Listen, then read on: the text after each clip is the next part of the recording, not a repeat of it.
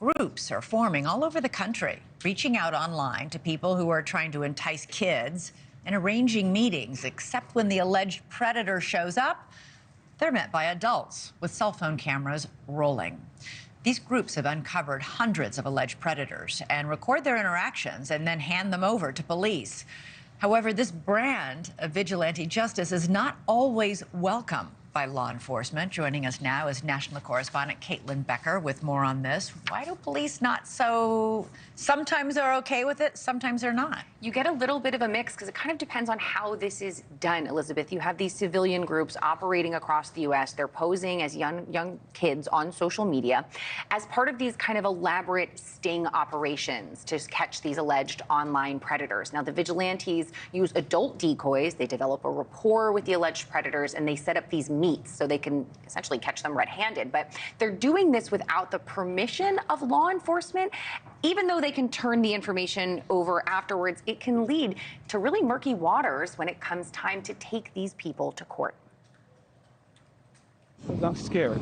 Well, I'll let you know now is I'm non-violent. I'm not here to hurt you. The most vulnerable among us, children targeted by suspected sexual predators. The heroes stepping up to protect them? Average Joes.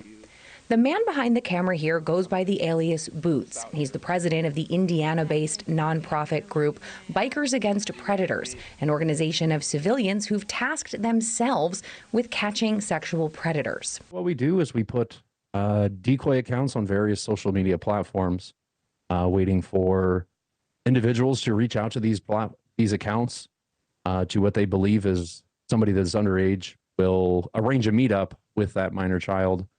We usually make that time for a time that we can be in that state or country.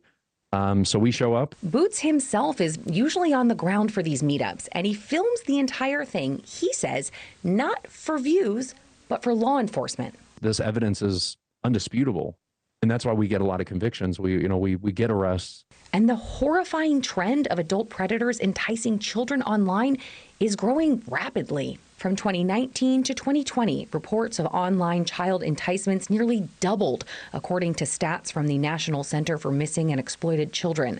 The victims are overwhelmingly young girls, and 98% of the time, they're being approached online by strangers. I am a registered sex offender. Okay. While everyone understands the desire to protect kids at all costs, vigilante justice raises a number of issues for law enforcement. Earlier this year, the Albany Police Department in Oregon arrested more than 25 individuals based off tips made by one of these civilian-led groups.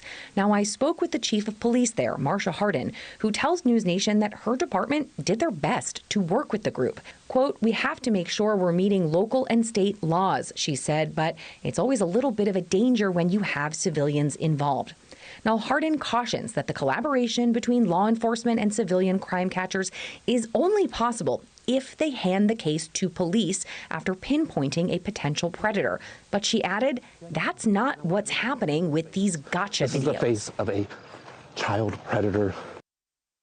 Many jurisdictions around the country won't even take cases brought in by these civilians, chalking it up to a waste of time to prosecute crimes that won't hold up in court.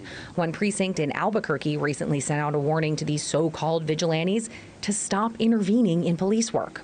Warning or not, with the stakes this high, these groups choose to focus on their success. We're not really vigilantes. We're investigative journalists. We do an investigation, and we submit it to law enforcement in a calm manner. Everything is very professional. And so I just don't like the word vigilante, and it always gives us, I don't know, it just gives us a bad look. What do you mean is that what she told you? Now, we asked the FBI about how the Bureau approaches these civilian groups, and they wouldn't comment specifically, but they did tell NewsNation the FBI, quote, always encourages the public to be alert online and report suspected child sexual abuse material.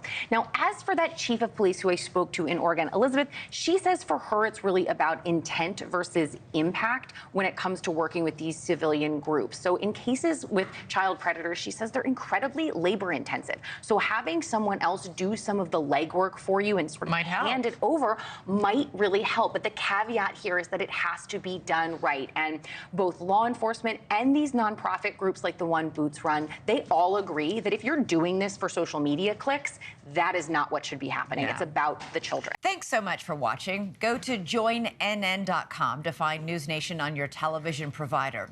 And don't forget to click the red subscribe button below to get more of NewsNation's fact-driven, unbiased coverage.